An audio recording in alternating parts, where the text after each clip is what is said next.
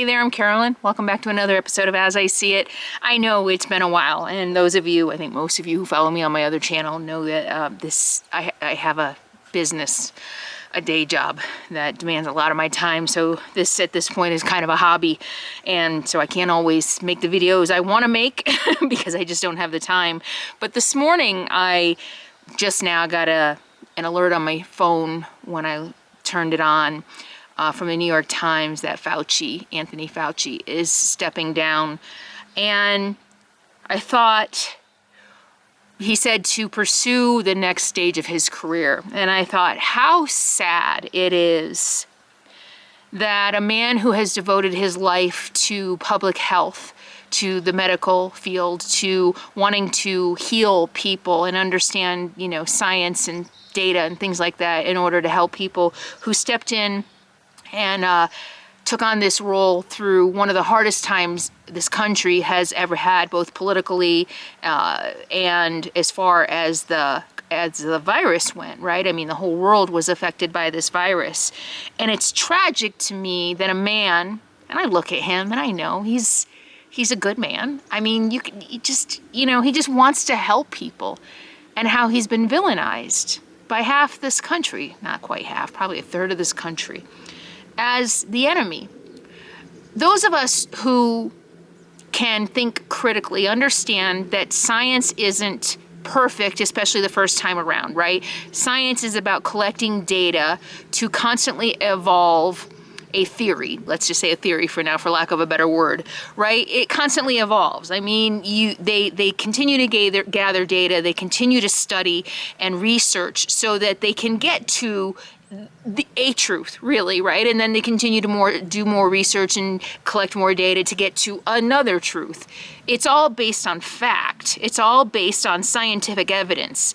And what has happened is this man who has devoted his life to that act has been villainized as somebody who got, and this has been blowing my mind not just lately.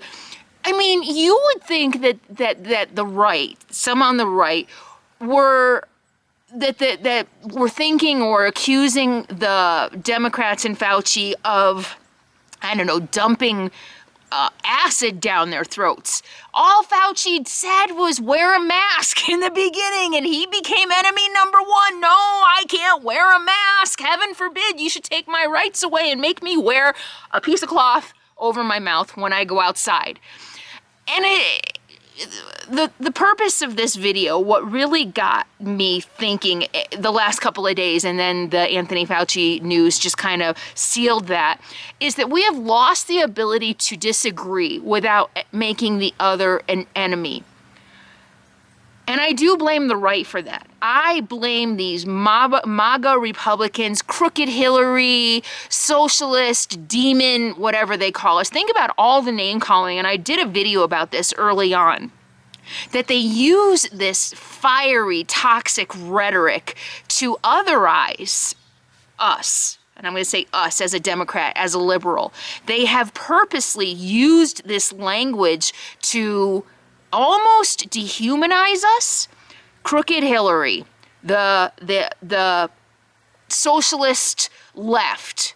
I can't think of all the names. Actually, put them below. Think about all the names they use to demonize us below. The right wing started that.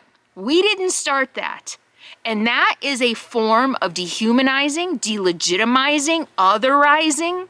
That is what has taken away the ability for some to say, okay, I don't agree with that, but I see where you're coming from. Instead, that kind of rhetoric, that kind of toxic language makes you my enemy. I don't just disagree with you, you're out to get me, therefore you're my enemy. Dr. Fauci,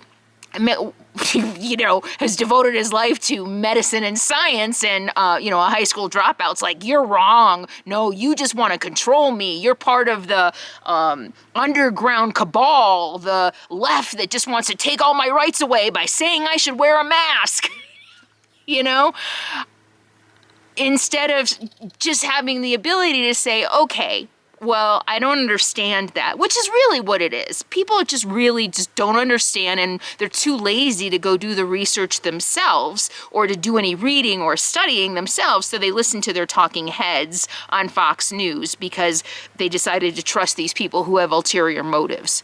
The rest of us, on the other hand, they accuse us of the same, but I know I get my news and information from multiple sources, and besides getting my information and news from multiple sources, I try to go to the source when I can to study and research. Of course, sometimes the scientific stuff is like, oh, I don't want to read that, but I'll dig deep and try to find answers and not just rely on the people who are paid to tell me something to keep me watching, to keep me engaged.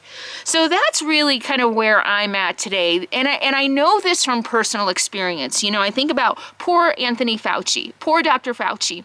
All he wanted to do was help this country get through a horrible pandemic without losing half of our population. And he really did his due diligence and thinking along the way at each phase of the pandemic and each phase of the science and the information and the data. He really thought he was doing what was best for us. And yeah, sometimes that changed. It's like, wear a mask. Any piece of cloth over your mouth is going to help you. And then, you know, of course, you can't study something that isn't there, right? So coronavirus was brand new. They did the best they could based on past viruses, right?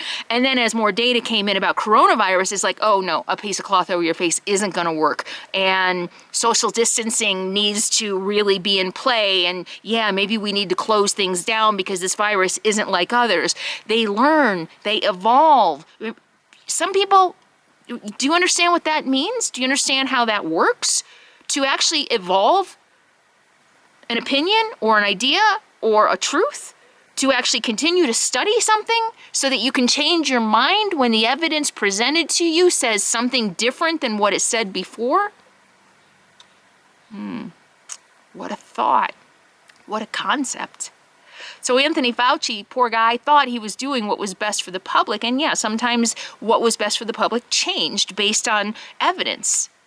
And what has he gotten in return? Death threats.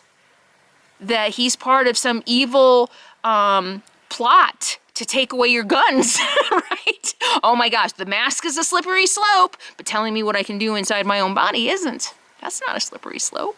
That's saving lives. So this guy's been in the public eye, thrust into the public eye. I'm sure he probably didn't want to be there, especially if he had known what it would mean. And all he wanted to do was help people, and he's gotten death threats, and he's been villainized. He's been enemy number one. I mean, I see the commercials that come on YouTube from some source. You guys have seen, I can't remember what the source is, Daily Wire maybe, that this whole documentary has been done on Fauci and his real motives. It's sick. It's sick. And I know what that's like. When I first started my YouTube channel, I was so naive. I'm just a woman out here, just a middle-aged woman out here just living my life. And it wasn't that people could just disagree with me. People hated me. I mean, the hate and the vitriol and the toxic, ugly stuff that was thrown at me, even death threats, I'm nobody. I am nobody living in an RV, and I got death threats, so I can't even imagine what Dr. Fauci has been through. So why have we lost the ability to disagree without making the other the enemy? As much as I despise people who still support the former guy, because I want to shake them. I'm starting to come to a point of more of empathy than anger, because I mean, how this has gone on so long. There's been so much. How can you still not see it? So it's starting to, slowly, ever so slowly, it's starting to evolve into empathy. But as much as I disagree with them, except maybe the most extreme, like the racists and stuff like that. But I'm talking about the regular American who's been bamboozled by a snake oil salesman, which is what he is. He's nothing but a con man. He's never been anything but a con man. As much as I disagree with them, as much as I want to shake them and say, how can you not see this? I don't see them as my enemy. I really don't. I still see them as fellow Americans who I disagree with and who I hope someday will see the truth. And I'm, like I said, I'm almost starting to feel sorry for them, because every time he puts out, I'm victim number one, he also puts out fundraising, and these people continue to send him money. It's like the mega churches. Oh, pray your way to wealth or whatever. It's the same type of people. And why can't we see each other? And I've said this before, why can't we see each other as fellow Americans who really do want what's best for this country? And in the end, we all want the same thing. We just might disagree on how to get there. So, and this message is to the left as much as it is to the right. Just really something to think about. We need to stop making the other the enemy. When you make the other the enemy, then that's when the violence erupts and the possibility of civil war, which I've been wanting to talk about for a while, so maybe I'll try to do that video soon. So something to think about. This is how I see it. We are not enemies. We are fellow Americans. We want the same things. We just might disagree on how to get there. And making you my enemy is not going to get us anywhere. I am not your enemy. I am not, and I'm not brainwashed, and I'm not bamboozled, and I am not part of a cult, because if Joe Biden were credibly accused of some atrocity tomorrow, I would want to hear the evidence. I would watch the trials. I would want to know, is my president guilty of some crime against us? Is he selling nuclear secrets? If he is, I want to know. I'm not going to automatically dismiss it. I'm going to hear the evidence, because that's what thinking people do. That's what Americans do. That's what we do to continue to live together as human beings. We don't just bury our head in the sand and say, no, you're my enemy, therefore I will not listen to you. That's how I see it. I'll see you soon. Thanks for listening. Subscribe. Bye.